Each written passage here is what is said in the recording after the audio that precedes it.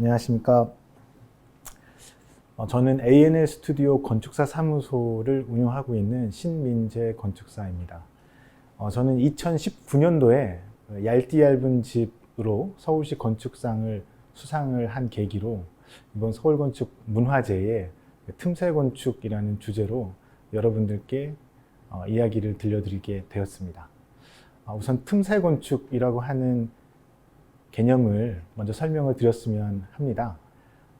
협소주택이라는 이야기도 있고 틈새 건축이라는 이야기도 있는데, 협소라고 하는 말은 폭이 좁다 또는 면적이 작다 라고 하는 규모에 대한 이야기라고 할 수 있겠습니다. 틈새 건축이라고 하는 것은 규모에 대한 부분도 있겠지만 무엇과 무엇 사이에 정상적이지는 않지만 이형적인 부분 사이를 이야기하는 것입니다. 그래서 오늘 말씀드릴 부분은 서울의 도시, 서울의 건축에서 틈새 건축이란 어떤 것인가, 제가 생각하는 내용과 사례들을 중심으로 말씀드리도록 하겠습니다. 서울에 대한 틈새 건축을 이야기하기 전에 먼저 다른 나라의 틈새 건축에 대한 이야기를 먼저 하도록 하겠습니다. 뉴욕은 대표적인 격자형 계획 도시입니다. 이 뉴욕의 브로드웨이라고 하는 길은 격자에서 어긋나서 사선으로 만들어져 있는데요. 이 사선의 브로드웨이가 격자의 에비뉴들과 만났을 때 생기는 이형의 땅들이 있었습니다. 1909년 브로드웨이와 5번 에비뉴가 만나는 지점에 다리미 형태로 생겼다고 해서 다리미 건물이라는 별명이 있는 아이언 빌딩이 들어섭니다. 이 위치에 들어서게 되는 거죠. 삼각형의 이 땅에 20여 층의 건물이 들어서는데, 지금은 개발하기 어렵고 이형의 형태를 갖고 있기 때문에 좋지 않은 땅이라고 생각할 수도 있겠지만, 땅의 형태, 특징을 건축물의 특징으로 살려서 지금은 뉴욕에서 대표적인 아이콘 건물로 들어서 있는 건물입니다. 100년이 지났지만 지금도 사랑받고 있는 건물이라고 할 수 있겠습니다.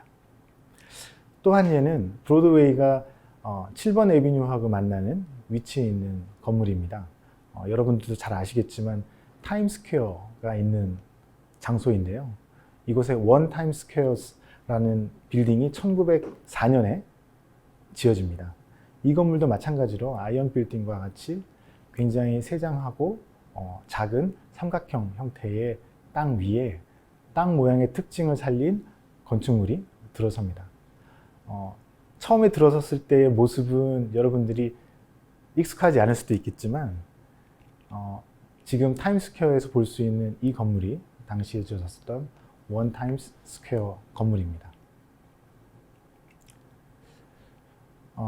비단 근대 도시인 뉴욕에서만 틈새 건축을 찾을 수 있는 것은 아닙니다. 고대 도시였던 로마를 예를 들면 로마의 판테온 또는 트레비 분수, 로마의 휴일이라는 영화에서 잘 익히 봤었던 스페인 계단이 있는 지역에 각 지역들의 대표적인 관광지를 잇는 세 개의 도로가 포폴로 광장에서 만나게 됩니다.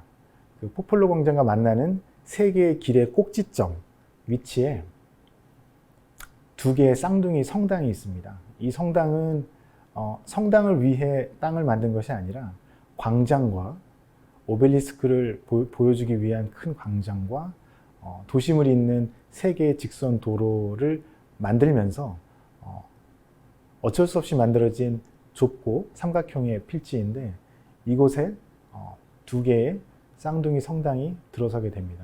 그래서 오히려 이 광장에 대한 모습이나 오벨리스크의 상징성보다도 이런 틈새의 땅을 특징적으로 잘 살린 건물이 더욱더 매력적인 건물로 들어서게 되는 거죠. 피라네시가 그림으로 남겨놓은 것도 오벨리스크가 주인공이라기보다는 꼭지점에 지어진 두 개의 성당이 더 매력적인 주인공으로 보여지는 모습을 알 수 있습니다. 지금도 이 포플러 광장의 경우에는 광장도 물론 사랑받고 있지만 두 개의 쌍둥이 성당이 관광객들이나 로마 시민들에게 굉장히 인기를 그리고 사랑을 받고 있습니다. 일본의 예를 보겠습니다. 일본은 태평양 전쟁 시기에 수도인 도쿄에 환상 형태의 고속도로를 만들 계획을 하게 됩니다. 그래서 구 도심들이 지나는 곳들에 고속도로를 만들게 되는데 그 중에 한 부분이 가이엔니시 거리입니다. 이 거리가 4차선 도로로 만들어지면서 기존 주거 지역들이 도로에 의해서 잘려나가게 되는 거죠.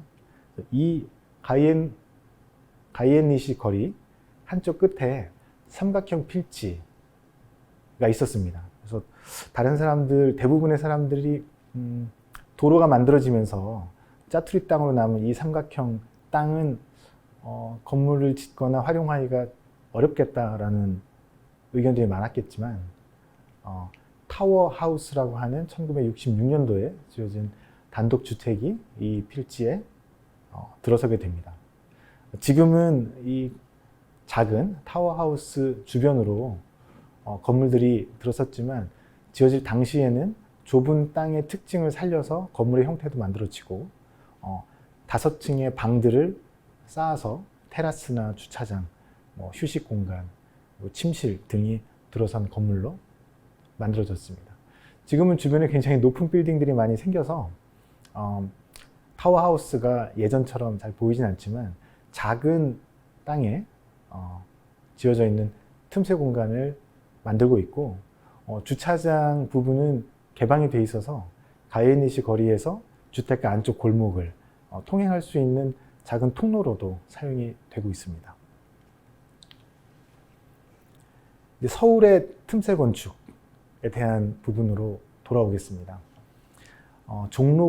종로구는 조선시대부터 도심이라고 할 수 있을 정도로 굉장히 많은 주거지역들이 형성되어 있었던 곳인데 이 종로구 경복궁 서쪽에 있는 서촌 지역에 1999년도에 커뮤니티 가로, 그러니까 주거지역에 자동차를 접근시키고 들어갈 수 있도록 하는 도로가 개설이 됩니다. 불과 20년 전에 만들어진 도로인 거죠. 이 피룬대로가 생기면서 여러 필지들이 도로 주변에 작은 필지들이 생기게 됩니다. 지금 화면상에 보시는 삼각형 필지도 그런 연유로 생기게 된 틈새 땅인 거죠. 왼쪽에 보이는 건 조선시대부터 있었던 작은 골목이고 오른쪽에 있는 도로는 1999년도에 생긴 피룬대로입니다. 도로가 생기면서 땅이 잘린 땅, 삼각형의 땅 위에 지어진 건물입니다. 피룬대로 주변에 있는 일반적인 건물들하고 입지 조건이 다르긴 하지만 나쁜 땅 또는 건물을 지을 수 없는 땅, 쓸모없는 땅이 아니라 건물의 특징을 이해하고 땅의 특징을 이해하고 땅의 형태를 최대한 살려서 그 조건에 맞는 건축물을 만들었다라는 점에서는 틈새 건축으로서의 좋은 예가 아닐까 생각합니다. 방금 보셨던 삼각형의 땅 위쪽에 가면 피룬대로에 접해서 마찬가지로 도로가 확장되면서 작은 필지로 남았었던 필지가 하나 있습니다. 누하동 58-6번지인데요. 저희 ANL 스튜디오에서 2011년도에 이 작은 땅에 몽당이라고 하는 단독주택을 계획을 했습니다. 몽당주택은 땅, 필지의 크기는 30제곱미터가 조금 안 됩니다. 그러니까 10평 남짓되는 땅이고 옆 건물과의 이격거리 또는 주거지역이기 때문에 인접한 건물의 일조에 대한 부분들을 배려하고 지을 수 있는 부분이 많지는 않았습니다. 그래서 3계층으로 건물을 지었지만 불과 전체 면적은 49.5제곱미터, 15평이 좀 안 되는 그런 작은 건물입니다. 그러면 이제 건축물에서 살고 계시는 주인께서는 이제 꿈을 담은 집이다라는 의미에서 꿈 몽자를 쓴 몽당이라는 이름을 지어주셨어요. 내부로 들어가는 현관은 옆 건물과 이격을 해야 하는 50cm의 틈을 출입구로 삼았습니다. 좁고 작지만 개인 공간의 마당을 확보한 모습입니다. 1층에는 주방과 식당이 있는데 2층에 있는 침실과 작은 틈을 둬서 한 방에 같이 있는 소리나 향을 함께 공유할 수 있는 내부 공간 구성을 했습니다. 1층에서는 또 필요대로 길가에 있는 사람들이 지나다니는 것을 소통하고 인사할 수 있는 작은 창을 두었고 2층에서 3층으로 올라가는 계단을 올라가면 외부에 있는 나무들을 볼 수 있는 작은 창과 옥상으로 통하는 사다리, 그리고 욕실을 두고 욕실에서는 인왕산을 바라볼 수 있는 창을 두었습니다.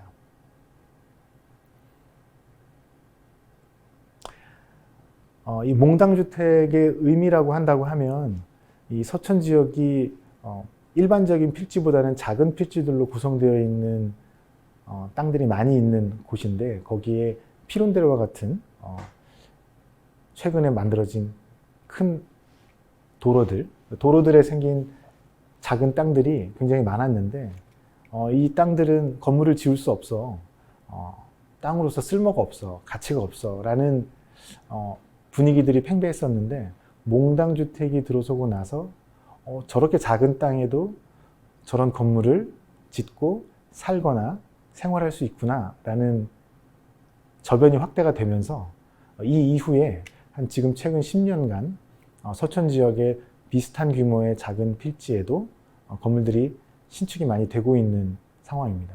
이런 것들이 최근에 관심을 갖게 된 협소주택이나 서울에서의 틈새 건축 분위기와도 연결된다고 할 수 있겠습니다. 그럼 구도심이나 옛날 지역에만 그런 작은 필지들이 있는 거 아니야? 라고 생각하실 수도 있는데 강남 서초구로 한번 가보겠습니다. 1968년도에 강남이 개발되면서 경부고속도로가 개통이 됩니다. 경부고속도로는 강남의 중심 서초구를 관통해 가면서 주거 지역들도 많이 지나가게 되는데요. 경부고속도로 양측에 약 30m 폭 정도의 완충 녹지도 고속도로와 함께 형성이 됩니다. 이런 도시 기반 시설들이 만들어지면서 기존에 있었던 도로의 필지들이 마찬가지로 잘리고 남는 부분들이 생기게 되는 거죠. 서초구 잠원동에 있는 경부고속도로 완충 녹지 옆에는 이런 사이즈의 작은 건물이 하나 있습니다. 다른 건물들하고 크기를 비교해 보시면 길이는 비슷할 수는 있겠지만 폭이 굉장히 좁구나 라고 하는 걸 아실 수 있을 거예요. 좁은 쪽 폭을 보면 차량 정비와 세차하는 공간으로 쓰고 있는데 차량 한 대가 들어갈 수 있는 정도니까 3m가 미처 안 되는 건물 폭을 갖고 있습니다. 길이는 그거에 비해서 길죠. 저희가 이 건물을 찾게 된 계기는 비슷한 조건으로 경부고속도로 잠원 IC 인근에 있는 작은 필지를 의뢰받게 되면서였습니다. 이 필지는 서울시가 소유하고 있었던 짜투리 땅이었는데 그 땅을 일반에 이제 공개 매각을 하면서 그걸 구입하신 분께서 건물을 짓기 위한 계획과 준비를 하시게 됐죠. 저희가 2015년도부터 설계를 해서 2017년도에 준공이 된 건물입니다. 잠원 IC 바로 옆에 있고요. 보시는 것처럼 아까 카센터처럼 좁고 긴 형태의 땅입니다. 땅 같은 경우는 평균적으로 땅의 폭이 2.5m 정도가 됐었고 길이는 약 20m가 좀 넘습니다. 그러니까 짧은 쪽과 긴 쪽의 비율이 1대 10 이상이 되는 그런 땅이었죠. 일반적으로 만들어지는 부분들은 아니고 서울과 같이 도시 시설들이 공급이 되고 그 이후에 만들어진 도로나 공원 또는 관공서 아니면 기반 시설들이 만들어지면서 생긴 짜투리 땅들이 이런 필지에 해당된다고 할 수 있겠습니다. 얇디 얇은 집을 계획을 하면서 저희 스스로도 이런 경험이 많지는 않기 때문에 정말 계획한 대로 들어갈 수 있을까라는 의심과 확인을 하는 과정 중에 저희가 큰 형태로 모형을 직접 한번 만들어 봤습니다. 이때 만들었었던 좁은 폭의 전면도로 쪽의 폭은 건물이 2m가 채 안 됩니다. 그리고 안쪽으로는 20m 정도의 길이로 깊고요. 측면은 경부고속도로의 완충 녹지하고 면에 있습니다. 그래서 집 전체가 완충 녹지와 접해 있는 곳이죠. 그래서 숲속에 와 있는 기분이 들 정도인데 이곳이 서울, 강남, 서초구 고속도로 바로 옆입니다. 내부를 보면 1층은 현관과 작업실에 해당되는 근린생활시설이 들어가 있고 2층은 주된 생활공간, 3층은 수납과 취침을 할 수 있는 침실들로 구성되어 있고 옥상은 테라스로 구성이 되어 있습니다. 2017년도에 완성된 모습입니다. 실제로는 건물 외부에서는 한 1.8m 정도의 폭이고 4층 건물 높이 정도가 되니까 건물의 정면 모습이 땅에 좁고 긴 형태하고도 닮아 있습니다. 측면으로는 20m 정도의 길이의 인면도를 갖고 있고 정면의 좁은 부분이 도로의 면에 있습니다. 우측에 보이는 나무들이 경부고속도로 측면에 있는 완충 녹지들입니다. 1층에는 현관만 있는데요. 현관을 들어서면 2층에서부터 3층까지 올라가는 일자 형태의 계단이 존재하고요. 2층에서는 어떤 분들은 그러시더라고요. 이 집은 계단과 복도만 있는 것 같다. 근데 복도에서 모든 생활을 하고 있다. 근데 좁아서 생활이 불편할 수도 있겠지만 집안 곳곳에서 가족들하고 부딪히고 또 어느 곳에서나 녹지를 볼 수 있는 창들을 배치했기 때문에 좁아서 불편한 부분보다도 개방감과 마주침이 많이 일어나는 집이라고 할 수 있겠습니다. 식탁이 있는 부분인데요. 세 가족이 식사를 하실 수 있는 공간이고 이런 집이면 너무 불편하겠다. TV도 못 보겠고 운동도 집에서 잘 못할 수도 있고 여러 사람들이 모일 수도 없겠다라고 할 수 있는데 아파트 같은 경우도 모든 아파트들이 비슷한 평면을 갖고 있지만 가족들마다 사용하는 방식과 가구 배치나 모습들은 다 다릅니다. 그 이야기는 생활하는 생활 습관과 생활 스타일에 따라서 공간을 이용하기 때문이죠. 그래서 내 생활 스타일이 분명하고 나에게 맞는 공간이 어떤 공간이다라는 설정이 분명하다고 하면 거기에 맞춘 공간을 계획했을 때 다른 사람에겐 불편할 수 있겠지만 나에게는 편한 공간이 될 수 있습니다. 이런 부분이 서울에서의 틈새 건축, 나에게 맞춤형으로 필요한 공간을 만든다라는 측면에서 서울에서의 틈새 건축의 성격이라고 할 수 있겠습니다. 주방 같은 경우도 여러 사람이 요리를 하거나 하는 부분들은 아니고요. 생활하고 있는 가족분들에게 맞춤형으로 오븐과 레인지와 싱크를 준비를 했고 그쪽에 이제 수납 공간들도 넣었습니다. 복도가 거실이자 생활 공간인데 여기서는 완충 녹지에 푸르름을 볼 수도 있고 겨울에는 눈 쌓인 모습들, 최근에는 딱따구리가 나무를 쪼는 소리도 들린다고 하시더라고요. 의외로 서울 시내에 있는 숲들에 많은 생태들이 풍성함이 있고 그걸 느낄 수 있는 집입니다. 수납 공간이 있는 3층 공간이고요. 아이방과 연결되는 옷장과 수납 공간입니다. 좁지만 있을 건 다 있고 1, 2, 3층을 합치면 결코 작지만은 않은 집입니다. 지하층과 1층, 2층, 3층을 다 합치면 100제곱미터가 조금 넘는 40평에 가까운 규모의 주택입니다. 그렇다면 뭐 몇몇 특별한 케이스만 있는가, 그리고 비단 이런 틈새 건축이 최근에 트렌드이고 최근에 만들어진 일인가 라는 걸 한번 살펴보면, 서울 같은 경우는 전후에 정부가 수립되고 많은 도로 또는 기반시설들이 한 4, 50년 정도 압축해서 만들어지는 과정 중에 그런 E형의 필지들이 많이 생긴 도시라고 할 수 있습니다. 유럽이나 일본처럼 도로에 면한 정면이 좁고 안쪽으로 길이가 긴 세장형의 필지를 많이 공급한 도시는 아니지만, 기존의 도시 조직 위에 도로나 기반시설들을 만들면서 그 사이에 E형의 땅들이 많이 생긴 도시다라고 할 수 있습니다.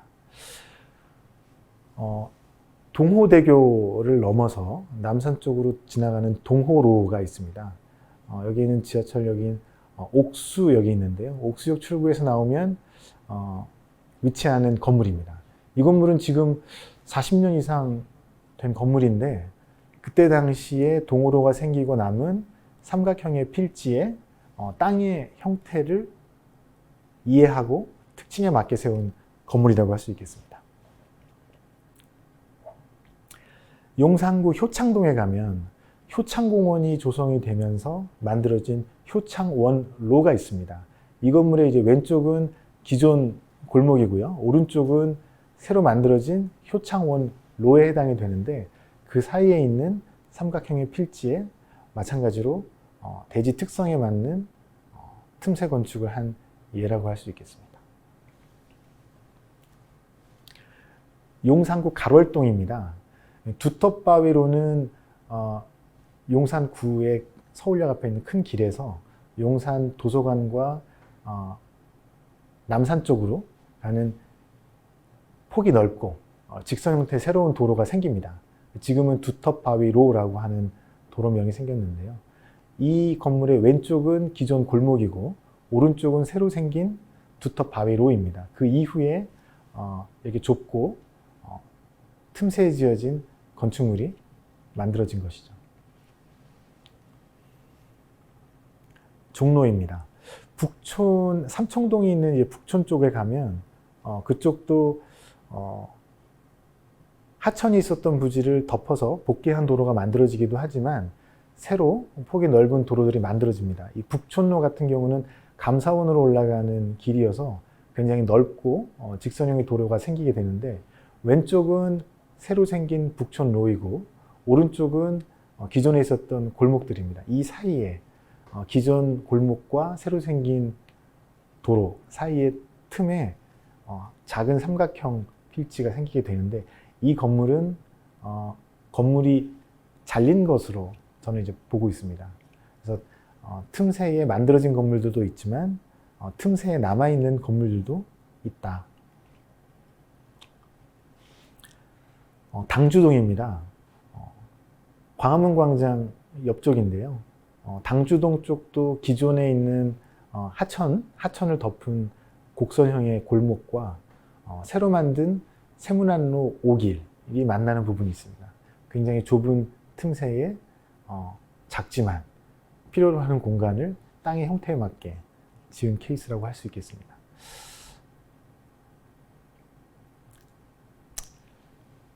부암동 쪽입니다.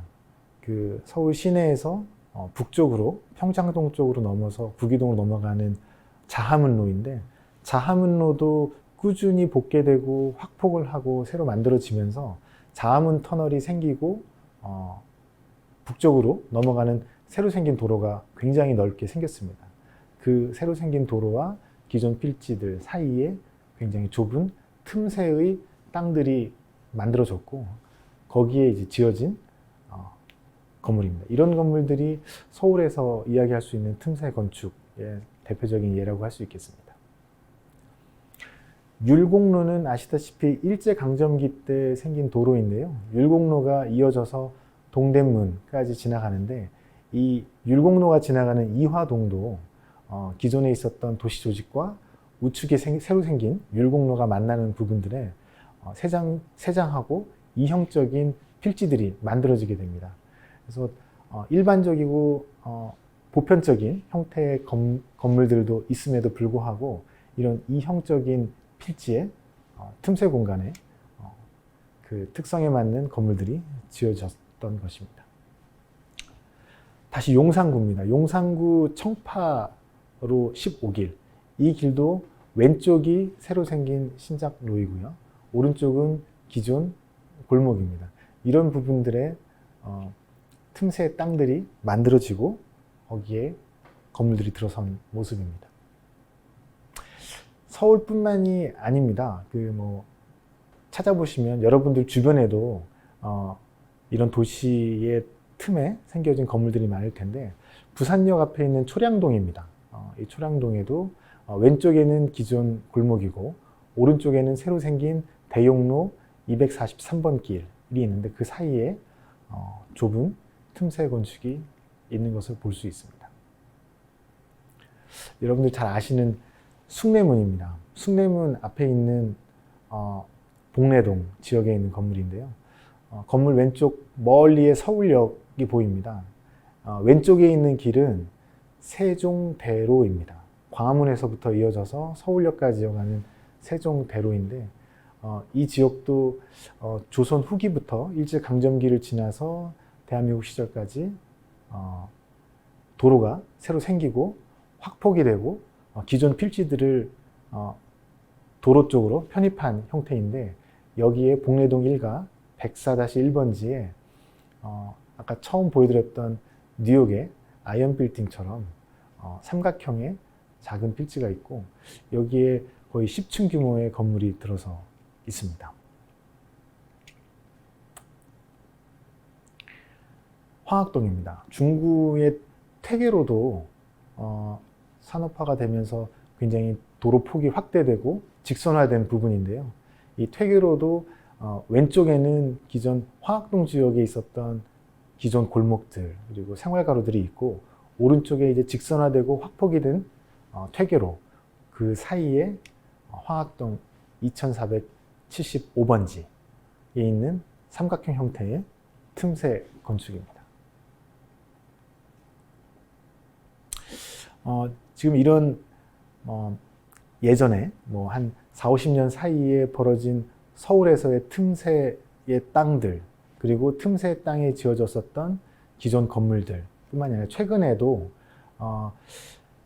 중구의 중림동 지역에도 아까 피룬대로와 마찬가지로 1995년도에 만리제로 35길이 커뮤니티 가로로 생활가로죠. 생활가로로 약 10m 폭 정도의 신설 도로가 생기게 됩니다. 신설 도로가 생기게 되면 그 도로 옆에는 항상 폭이 좁거나 E형의 필지들이 생기게 되는데 이런 필지들이 이전까지는 쓸모없어 또는 건물을 지을 수 있는 땅이 아니야 라고 터부시 됐었는데 최근에는 창의성 있고 젊고 또 도전적인 건축가들과 또 새로운 나에게 맞춤 형태의 건물과 건물 공간을 찾고 있는 토지주들이 합심해서 건물이 도저히 지어질 수 있을까 싶은 땅에도 최근에 지어진 틈새 건축이라고 할 수 있겠습니다. 제가 이런 틈새 건축들을 찾으면서 현재까지 찾은 것 중에는 가장 폭이 좁은 건물인데요. 용산구청 뒤쪽에 가면 이태원동 쪽입니다. 그 국군재정관리단이 큰 필지를 확보하고 들어서면서 들어서는 경계 부분에 도로와 국가시설이죠. 시설 사이에 남아있는 정말 몇 미터 안 되는 땅이었습니다. 근데 이 땅이 최근에 건물이 지어졌고 카페로 운영이 되었습니다.